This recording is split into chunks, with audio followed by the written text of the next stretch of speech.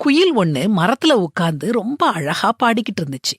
ஒருத்தன் அது பக்கத்துல போய், நீ மட்டும் கருப்பா இல்லனா ரொம்ப நல்லா இருந்திருக்கும்னு சொன்னான். அப்படியே நடந்து கடல் பக்கம் போனான். நீல வர்ணத்துல கடல் அழகா காட்சி அளிச்சது. கரையில அலைகள் ஆர்ப்பரிச்சுக்கிட்டு இருந்துச்சுது. அத பார்த்து அவன் கடலை பார்த்து, உப்பு மட்டும் உன்கிட்ட இல்லனா உன் மதிப்பே தனிதான்னு சொன்னான். பக்கத்துல ஒரு தோட்டம் இருந்துச்சு. ரோஜா மலர்கள் பூத்து குலுங்கிக்கிட்டு இருந்துச்சுது. சிவப்பு, மஞ்சள், ரோஸ் நிறத்துல பலவிதமான ரோஜாக்கள். ரோஜா மணம் காற்றுல மிதந்து வந்துச்சு. ரோஜாவை பார்த்து அவன், முட்கள் உன்கிட்ட இல்லன்னா நீ இன்னும் சிறப்புன்னு சொன்னான். குயில், கடல், ரோஜா இந்த மூணும் அவனை பார்த்து சொல்லுச்சு.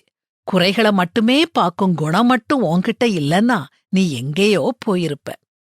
இது கதைனாலும் இதுல எத்தகைய உண்மை பொதிஞ்சிருக்குது பாத்தீங்களா? எதை பார்த்தாலும் யார கண்டாலும் முதல்ல நாம கண்டுபிடிக்கிறது குறைகளைத்தான்.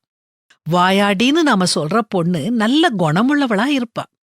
கோபக்காரருன்னு நம்மளால பட்டம் கொடுக்கப்பட்டவரு பாசமுள்ளவரா இருப்பாரு. சேட்டை பண்ற குழந்தை அறிவாளியா இருக்கும். இப்படி சொல்லிக்கிட்டே போகலாம்.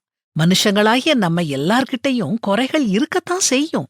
ஆனா அதே சமயம் எல்லார்கிட்டையும் பல நிறைகளும் இருக்கும். குறைகளை பார்க்காம மற்றவங்களுடைய நிறைகளை பார்த்து அதை பாராட்டி அவங்கள சந்தோஷப்படுத்துவோம். சகோதர சிநேகத்திலே ஒருவர் மேல் ஒருவர் பட்சமாயிருங்கள், கனம் பண்ணுகிறதிலே ஒருவருக்கொருவர் முந்திக் கொள்ளுங்கள் அப்படின்னு பரிசுத்த வேதாகமமும் நமக்கு கற்றுக் கொடுக்குதே.